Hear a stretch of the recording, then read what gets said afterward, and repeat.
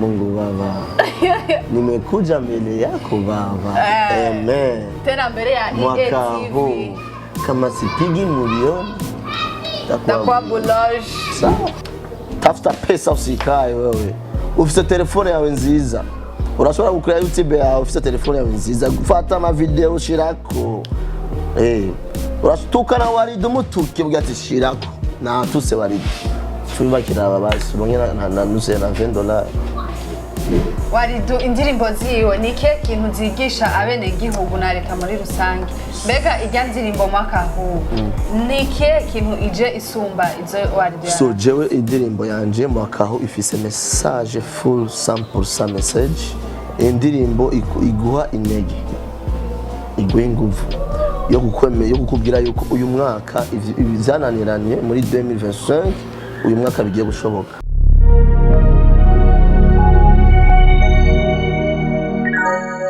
Hello guys, bakunzi ba EATV ndabaramukije nizera ko meze neza nongera ndabifuriza umwaka mushasha.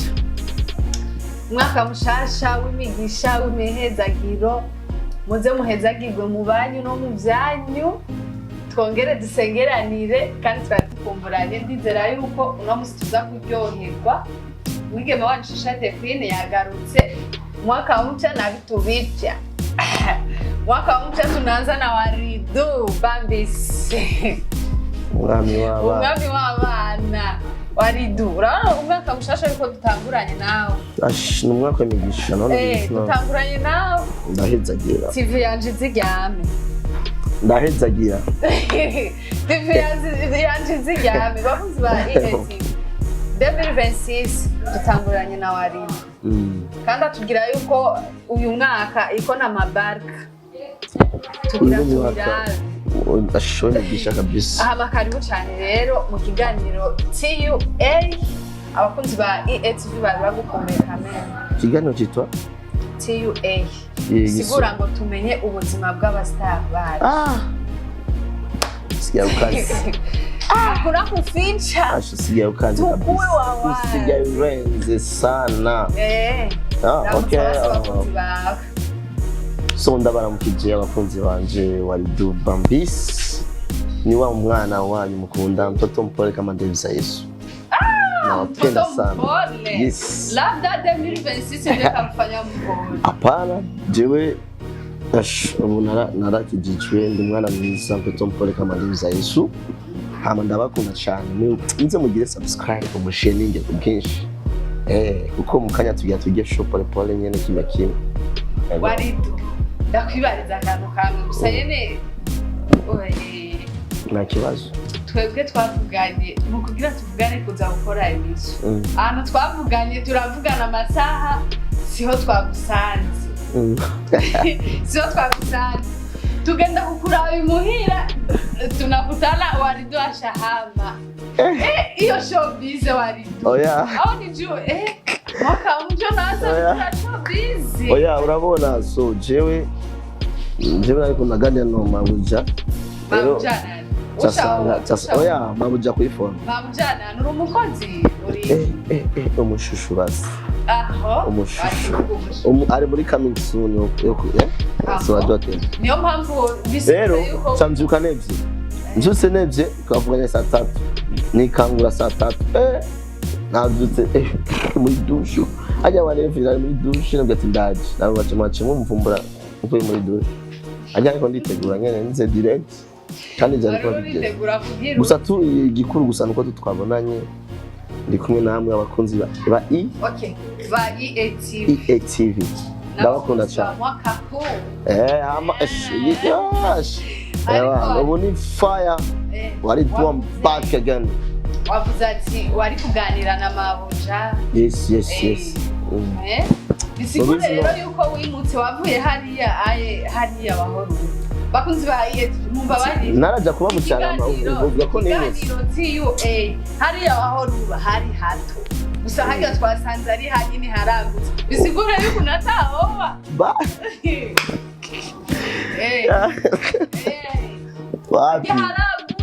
Wapi jewe urumva by the way ni step by step.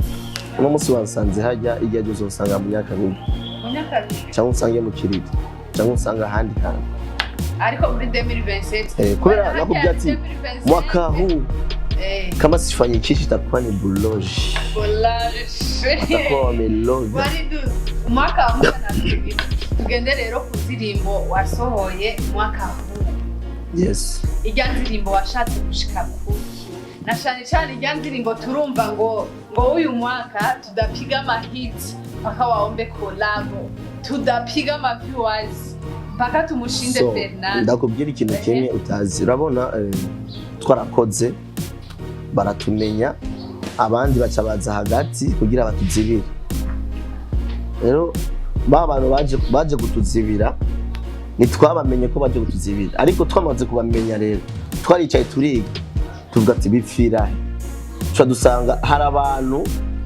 bafise inzigo birigwa ku bavumu kugira bice inyenyeri y'umuntu man inyenyeri itangwa ari Imana ndakubwira ikintu kimwe mutazi inyenyeri itangwa ari Imana je urashobora kundoga ukamishana nkakira mbe wowe na kintu bibaza wowe ukamishana nkakira ubwa kabiri nkakira Waridu ukagenda ku bafumu ngo karoge kajya kana none na Jeffisiki Jeffisiki rero twaratahuye yuko hari abantu urumva babayeho kubwo par exemple urabona Fernando ndago example kuri Fernando yaraje araduga aca haza kagwi ko kumuzimya oya tumuzimye abarundi why not abandi urabona muri Tanzania ubaye ukoze indirimbo nziza bavuga ati ahubwo wa mupeti reka tumuzamure tumuduze amenyekane nibavuga ati ngo yorenga ngo Diamond oya ahubwo baramusapotinda ariko nga mu Burundi baca baza kuzimya rero mpamvu navuga ati uyu mwaka ya ndirimbo ivuga ati ivyo mwakoze byose uyu mwaka ibitakunze bizokunda ku ngumi mukinda mugaramye munamye kugira binanigwe Imana irahari kandi bizokunda mwaka huu kama sipigi mahiti itakuwa boulogne itakuwa melonga sana Waridu ati turakora cyane ariko ntitubura abadusubiza yes niko bimeze kabisa niko bimeze turumva yuko ubura n'ama challenge menshi cyane bako twariko turaganira uravuga ati barakuroze n'ubu urasubira urabivuze ati baraturoze iyo dukoze tugakora cyane bibatera inzigo bigatuma baja kuturoga mu bafumu okay Waridu kugira ngo amenye yuko bamuroze ubwo nawe ntiyagiye kuroga ko tuzi umufumu amenya mugenzi wiwe kugira ngo bimenye reka ndakubwiye twebwe turasenga kandi dusengera ku baprofeti ba prophet oya no bavuge mizina kuko Imana awuzubona akanwa kahengamye urumva twe dusengera ku baprofeti rero mugiye oya iyo ni content yashatse kugira aba prophet n'abastar navyo aruzi aba prophet n'abastar bakenerwa nabo nyine bavugwe bakeneye nabo bavugwe ndagahende mbere tutaona Waridu na ni prophet Imana gaye kuba mu prophet nze mu prophet urumva kuko na muntu yoreka kwitaba Imana ikintu imubwiye gati wowe uzobi kwitaba Imana ibiguhamagaye ntuzi ndasi tubare tucatu oya irashobora kuvuga ati ingo burundu canke ingo unkorere yitabe rero ba présent umaze kuba présent ibintu byose ni pre rero igihe hari dusengera ku baprofeti kandi turasenga sana barabona ati wewe uko no nivyo sivyo nivyo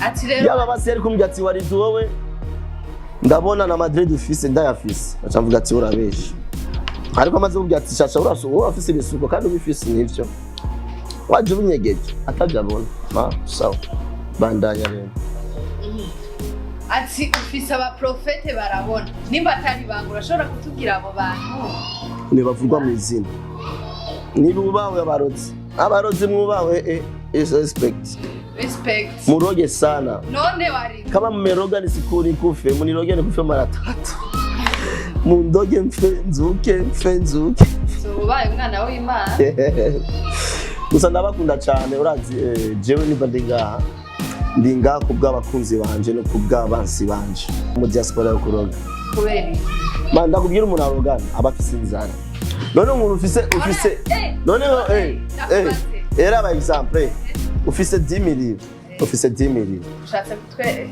oya mani lega mani none ufise 10 millions usivyo nashatse kukwereka oya nashatse kukwereka yuko ufise 10 millions uricaye uko uri kuraraba kuri Facebook agafoto shasha par exemple wa postinze ifoto na ufise amahera niwo uja kuri commentaire ngo shi ngo nuzi kwamba ufise 10 millions raba wa muntu akenye wari do ya postinze ngo we nawe uribona none nkuye dufite ni yanzigo rero niyo mpamvu nababwiye ati ninzara sibo uja kuri telefone ukaja mu commentaire wari duyaberewe wari none wowe ugiye kuri commentaire none umuntu ni muzinanye ugiye kumuponda muri commentaire okay wari tutagiye hirya cyane bazidi kukuroga wari guhera hasi gushika hejuru bari yangaye na cyane turabona umupira ara matriko yanje ya sose umwami w'abana muraza kuzigura ni magazi muraza kuzigura ni 30,000 gusa none nkanje ndi umushushu wawe ntiwo mpakubo nabushaka kumwegera ro tera wakajana hariho icyo warimereye ntiwashikanye cyagutse sio mpaka tuseme mbwira ndakigone mbari iso mbwira ko iso ndayigure iso gusa abasari gutanga iso nibyo byabo nindamusana afise kushira kugira ngo ora agenda ifise no turayigenda kuna basosisa ndi hagati y'amaguru twagiye bandanya nacu karagaciye Mungu karagaciye yako bakiana mimi nataka trick nawe mugendane muzenya Brangeria isambusa amazindise abasamusa wabe afise uyu wanga haba nguyu niwe mu Kristo mushasha tufise oya nibisanzwe so nibisanzwe urabona by the way oya akabanga ndabibiye hariya wabisabariye iki wari nariko ndarabya mu petit bwana barakina ya mwana we petit kanyashi moja hivi we petit we petit kana ukienda mukanisa so jewe ndo umwana wa Kristo narahezagiye bari dutugaruke rero mu kiganiro cacu dusubire ku ndirimbo twariko turavuga ko indirimbo iri kirabica gacika ngaha iwacu ndetse no mu gihugu hagati wari ijya ndirimbo mwaka huu ni indirimbo usohoye mu ntango ya 2026 kandi mu kwezi kwa mbere okay wari umaze n'igihe kinini utari kurakora tuza kubona usohoye hit ije itavyorosha aho uciye hose wumva mwaka huu ega mani jewe ko zaje ndashima kwanza kuno bayakiriye abafana urazi kumara umwaka udasohoye indirimbo amugasora indirimbo karonga bagashabaya Jesse no gojina nsiko noronga duzidesha kubera ikintu ari mazigiye kinini nasohora ijya ndirimbo mu bisanzwe erekira cafise imisi mikeya ijya ndirimbo ukwezi kwa mbere kurashobora guherira no muri 2 million barka Mungu baba nimekuja mbele yako baba amen tena mbele ya mwaka huu kama sipigi milioni takwa bulage sawa ndayitoye ngezagiye kumva rero so ijya ndirimbo naragize ubwoba bwo gusohora ijya ndirimbo kuko ijya ni collab nakoranye no mu Burundi ari muri South Africa ariko umva rero ijya ndirimbo imaze umwaka wose ndayifise uyifise utarayisohora ari ndayifise numva nari kwisohora umwaka uheze ijya mujama rero umuntu yayikoze utyo arayitevye candayitora hamaze kurengerana ndavuga ati naho no sino iri kura mu kwezi k'8 canke kwezi kwa gatanu hagati kandi content ijya ndirimbo ni mu mpera y'umwaka canke mu ntango y'umwaka ndayibika umwaka wose turumva rero turagira akantu turagashira kuri TikTok turakrea ka challenge turashira kuri TikTok dusanga dufise ama challenge menshi kuri TikTok kandi ashoboka nubwo ndacatereshaje ndarusha ama challenge jana nakuduga nayandi aracaza rero ubona bwa tindimbo bwa bundi rya ndirimbo yoba international kandi twoye turaronga ama challenge mu bihugu bitandukanye no mpamvu ndimo twaririnze muri style ya Congo kubera iki turafise igeni creativity yo musani urabona abasani muze muraraba muhindure muze muragira ka creativity kuko ikirundi nahanyene no mu Rwanda sivyo ariko irya ndirimbo Mungu baba Amerika arayitamba ari muri Congo arayitamba Kenya je ndafise ama challenge y'aba Kenya aba Zimbabwe ndafise na challenge y'abaze abatamba bari hajya mu posta ndaza kuyiposta kwanza no mu umutama Mungu baba nundi hari mu muduga ngo Mungu baba urumva kubera iki kijya giswahili aracumva turabera irya ndirimbo ya Big Fizzo na Black J bakoze ba petit je commence dans le retard mais bana vimba vimba ashare irya ndirimbo ari viral ko barahindura style baja muri style ya Congo Afro Congo kuko urabona man igiswahili kiragutse nkazo kubesha n'ubu indirimbo ngira ngo nikize ni igiswahili rero ndashimye kwanza nimuje kuri YouTube muirabe mwakahu piga commentaire piga share muirabe mwongere mugeuze muje kuri TikTok mugire challenge ebane nkene ma challenge igihumbi irya ndirimbo ni ndirimbo tubona yuko yatwaye uburyo bunini kandi yego sinokubesha no mukuyumvira byaragutwaye umwanya mbega irya ndirimbo wari duyoba ariwe yayiyandikiye nimba atari banga irya ndirimbo yagutwaye uburyo bungana gute so sinkunda kuvuga uburyo kuko benshi bacabibaza kuri kurishima oya no vuga uburyo buko buke cyane bunini benshi bavuga ati ubwibone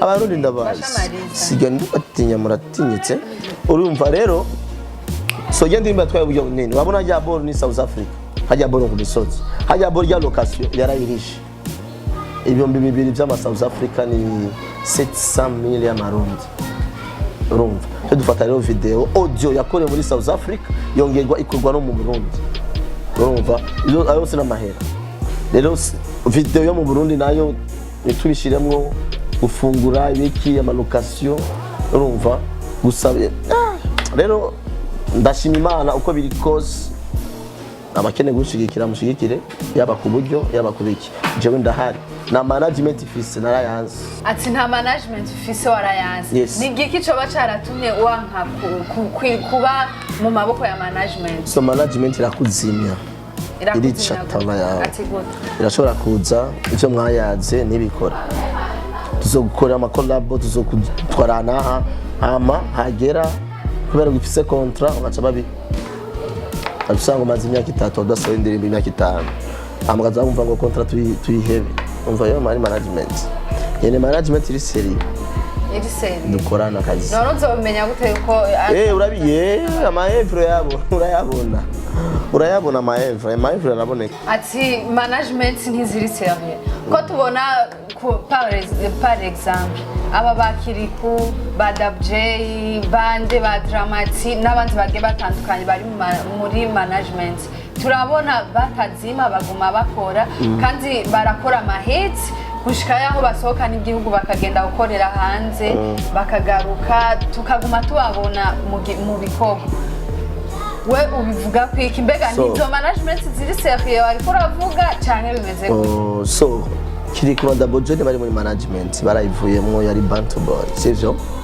bafise manager ni nk'umugenzi wotora afise mind afise ubwenge agwa maide na management afise niyo mpamvu ubu iterambere ryabo ari rinini kurusha uko bari muri management uko hari ibintu batakora bari muri management ariko ubu barabikora umva bari free nk'akaroresho batakora ubu bakora neza nk'ubu par exemple ashobora kujya telefone aho kikire kunda gukenera mu kabari kiwanje uze uterame gusa wicare ndaguhe 500,000 cyangwa 1 million ari muri management bibanza guca hehe ruguru bigaca muri committee ariko ari wenyene ubu andaje Amerika barayari utaririmba gusa kwicara gusa umva rero izo rero ni ibindi bintu rero uti rero mwe bw'abasani mwanka gutwagwa nkuko abandi batwagwa none muvyankira ikina mu gihe n'igihugu gifise abagitwara oya sikwanga amategeko gusa hari amategeko yo mukuri n'amategeko atari yo mukuri so ndashaka kuguha amategeko nkabwira ati nzoguha ibi ataje ndaguha ngoma ndaguha amategeko yemera nayo kwemera niyo mpamvu rero So ndibaza nabirenze tu ni mwaka huu. Okay, mwaka huu watubwiye yuko yagutwaye amahera menshi arashoboye kubakonsoma uburyo butari bukeye. Mbega mwiteguza kubugarura gute ryari hakozwe iki? So indirimbo iri muri platform iri kwanza je TikTok yanje rari. Sivyo. Je naretira TikTok yanje monetize. Iyo mufora nawe karibu ndagukenera idiri uronye TikTok iriha. Uzovuga ati warido yarankoreye akantu basi. Sivyo. Ndabimwemera imbere ya kamera Jenzo mu TikTok iriha azoze ndamukenera idiri. Ahazi ni dance. Nzomukenera idiri kandi azonga umu MC wanje mu moderator muri TikTok live. Rero igihari so amashow jewe ndaronka je ndamaze kwanga amashow urazi rya ndirimbo kuvisoza maze gukora show zibiri mu Cibitoke cya Rugombo na no Bujumbura kumubona ayandi yose narayanze wayanse kubera ndafise impamvu iyo mpamvu ni ndindire ko zindirimbo imara ukwezi kubera iki aho ugira n'akanoti kaduge oya nari amahera indirimbo itarasohoka ahubwo abantu baranjaniranyije urumva rero niko bimeze rero uti rero w'amahera udepansa mu muziki kugira ngo uyagaruza biciye mu ma platform nka TikTok, YouTube, Facebook kubera iki n'ama concert. Okay, hariho benshi batavyemera ivyo vy'ama platform ati birateba ama concert nturonka ama concert buri munsi. Mbega wewe nakaye kabijya nirihe banga ukoresha kugira ngo ushobore kuyagaruza biciye mu ma platform? Bikara kubwira ikintu kimwe umuziki nibazo kubwira ko umuziki utariha azobakoresha umuziki urariha umuziki urinjiza tureke basi na platform abafana baragwino biciye bien sana kandi benshi wanashima benshi babayeho kubera abafana iki imicoro myinshi urumva rero ama platform arinjiza kandi menshi injiza ama $1 zote nyinshi ntiza $1 urumva nuzenya urumva je gusa numvuga yuko mu Burundi benshi basi baraza n'umuvuduko bakibaza ko YouTube ari kuza gusosha kuyona urapambana guma wicaye hajya uzobona Alvin Smith ariko aragira ama prank bibaza ngo ni black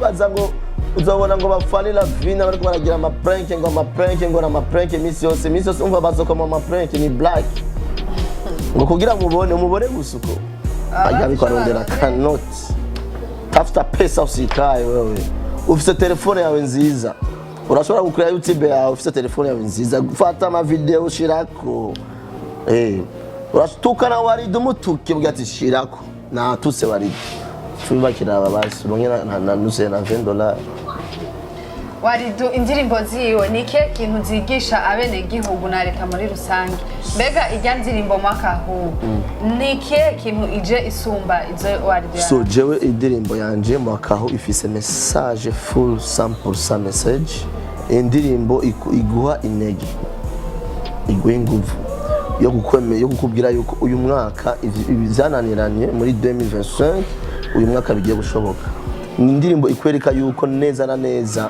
ivyo bintu bidashobose hazobara abantu bagiye kukuroga ni indirimbo ikwereka yuko uyegereza Imana uri kurasenga Imana Mungu Baba nimekuja mbele yako Baba Mungu Baba nimekuja kukuomba Baba mapepo yapote baliyonitupiaka yote unaona urumva mapepo yote yapote walinitupiaga yote yapote tuyakeme kwa jina la Yesu warido uriko urakora kandi turabona yuko ariko sindagukengereye pardon turabona yuko ukiri muto cyane yego ndacari muto sana ukiri muto uracafise umwanya wo gukora ariko hariho abagukuriye mu muziki nk'akarorero babidondo ba Black G n'abandi tutiriwe turadondagura byitwa yuko uri umwana wabo bakureze ndetse ushobora kuba waragiye no kubatambira mu ndirimbo zabo ariko ubu tuvugana turabona bicaye turiko turabona umwana wabo ari we ariko arakora cyane asohora amahitsi mbega ni ikihe kintu wobabwira mbega iyo bariko barabona uriko urakora babyifatamo gute nawe uvyiyumvamo gute ni ikihe kintu wobwira abakunzi babo n'abakunzi bawe? bajya n'aba legends nibavuga mu izina, so benshi muri abo narabatambiye, nari umudansere wabo, abo se bakingorongoro bande, rero nibihe sivyo bajya bafise ibindi bintu bibafata by'ubuzima bituma bari busy, kuko bajya urabona mu bihe byabo umuziki wo mu Burundi nta noti barurimo, kandi barakubita amahiti yaba ari no periode turimo, bari kudukoma maka tukavuga ati mama yangu ba Black Jamahiti bari bafise urayazi. Rero nibihe bindi sivyo, ubu bari busy n'ibindi, bari busy n'ubuzima, natwe turi busy ubu turi focus no muziki. Bajya barakoze imiziki ata YouTube ihari ikaba hit, ibaze indirimbo ukayisohora kuma flash no kumanuze no kuma CD ikaba hit kabisa. Rero niyo mpamvu nibabona Big Fizzo adakuze umuriyoni w'amavyuzi bijya ni ibintu bito kuri Fizzo, ni bito kuko bajya barakoze hit ata YouTube ihari. Niyo mpamvu dutegeza kububaha, ndabubaha hama naje ndiko ndakora kuva twebwe dutangurira aho bagejeje. Ati dutangurira aho bagejeje, ariko ako kantu turiko turakumviriza ko afise amatwi yumviriza cyane, turashobora kumva umenga muraryohewe kubona bicaye mubaho nyangeko, nimuryohewe no kubona no kuvuga ati nta nuko bakangura muvuga ati baze ejo canke hirya ejo mwibone muri kuri stage muvuga ati turiko duperforminga na batikangwira mu bakangura. Hari akandi kantu wasubiye kuvuga ati ibihe bindi, kandi nivyo ibihe turazi yuko bihe bindi, ariko ugira utubwire yuko nawe hazogera igihe tukabona wicaye nk'aba tubona yuko bicaye, na cyane yuko wavuze ati ibihe bindi bisigura yuko uyu mwanya uri kurakora ejo tuzobona wicaye, bya bihe bizoba bizoba bimeze gute ubivuze kwiki abafana bawe, ni ikihe kintu wobizeza ko bica ibihe bindi? Ega urabona wowe uno musore journalist ejo zoba muzenye musana cyangwa undi muntu, niyo mpamvu nakubwiye ibihe bindi kuko nawe uzi ivyo Imana yateguye. Warido, mu kurangiza ikiganiro ni ikihe kintu wobwira abakunzi ba EATV n'abakunzi bawe, isezerano basezeranira nka Warido? So jewe nuko ndabakunda cyane, ndabafise ku mutima, mubandanye mushigikira abaririmbyi banyu, mubandanye mushigikira TV yacu, kandi subscribe kanda hose amakomantere, like, amashare, byose mukore, hama muje muza kuri YouTube muvisite, mugire mwandike Mwakahu by Warido Bambis, murabe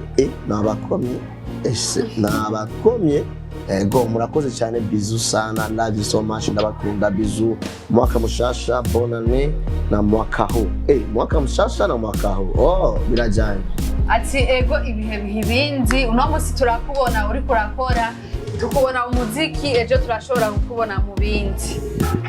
Reka tubyemere, turazi uko ibihe bindi wambwiye nanje ngo uno munsi ndi umujournaliste, ejo ndashobora kuba uwundi. Yes. Okay. Reka rero ndagushimire cyane ku mwanya wawe, twabanye neza. Shimira n'abakunzi ba EATV, mwe mudahengeshanya gukurikirana ibikorwa bya EATV, bandanye ndabifuriza kuryoherwa n'umwaka mushasha, umwaka wa 2026 wa baraka kama zote. Kubona umuntu nka Warido yarabaye umukristo mushasha agasohora umuziki Mwakahu, ni ibintu by'amateka, n'uburi inyuma nawumvirije guys, bitu yani ashaokoka, ni mtoto wa pastor. Ejo yatubwiye ibihe bindi, ejo tukamubona ari profete.